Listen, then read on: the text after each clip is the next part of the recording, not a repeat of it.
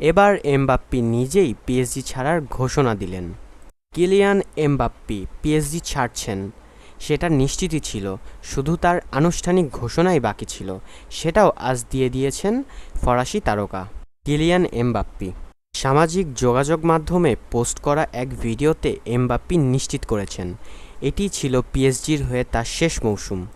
রবিবার তুলুজের বিপক্ষে ম্যাচটি হবে তার পিএসজির জার্সিতে শেষ ম্যাচ। সামাজিক যোগাযোগ মাধ্যমে এমবাপ্পে বলেছেন, আমি আপনাদেরকে জানাতে চাই পিএসজির হয়ে এটি ছিল আমার শেষ মৌসুম। আমি আর মেয়াদ বাড়াচ্ছি না। এই যাত্রা আসছে কয়েক সপ্তাহেই শেষ হতে যাচ্ছে। রবিবার পার্ক দে প্রিন্সেসে আমার শেষ ম্যাচ খেলব। 2017 সালে মোনাকো ছেড়ে পিএসজিতে নাম লেখান এমবাপ্পে। 7 বছর ধরে পিএসজির হয়ে ধারাবাহিকভাবে পারফর্ম করে গেলেন বিশ্বকাপ জয়ী এই খেলোয়াড় কিলিয়ান এমবাপ্পে।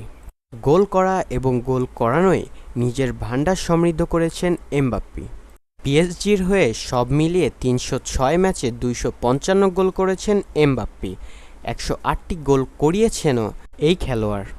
চলতি মৌসুমে পিএসজির হয়েই লিগ জিতেছেন তিনি। গত 12 মৌসুমে যা তাদের 10ম শিরোপা। এমবাপ্পে জিতেছেন 6 বার। গত ফেব্রুয়ারিতেই পিএসজি ছাড়ার ইচ্ছার কথা জানান এমবাপ্পে। পিএসজির হয়ে অন্য সব ট্রফি জিতলেও চ্যাম্পিয়ন লিগ জেতা হয়নি এমবাপ্পের।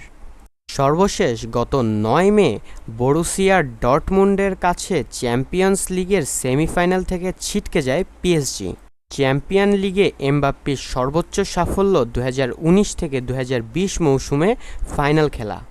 সামাজিক যোগাযোগ মাধ্যমে এমবাপ্পে পিএসজি ছেড়ে কোথায় যাচ্ছেন তা নিয়ে কিছুই বলেননি। তবে এটা মোটামুটি নিশ্চিতই এমবাপ্পে যাচ্ছেন রিয়াল মাদ্রিদে। কিন্তু এটা শুধু এমবাপ্পের মুখ থেকেই শোনা বাকি। আজ ভিডিওটি এই পর্যন্তই। ভিডিওটি ভালো লেগে থাকলে অবশ্যই লাইক করে দিবেন এবং এই চ্যানেলটিকে অবশ্যই সাবস্ক্রাইব করতে কিন্তু ভুলে যাবেন না এবং সর্বদাই আমাদের পাশে থাকবেন, চ্যানেলটিকে সাপোর্ট করবেন। ধন্যবাদ।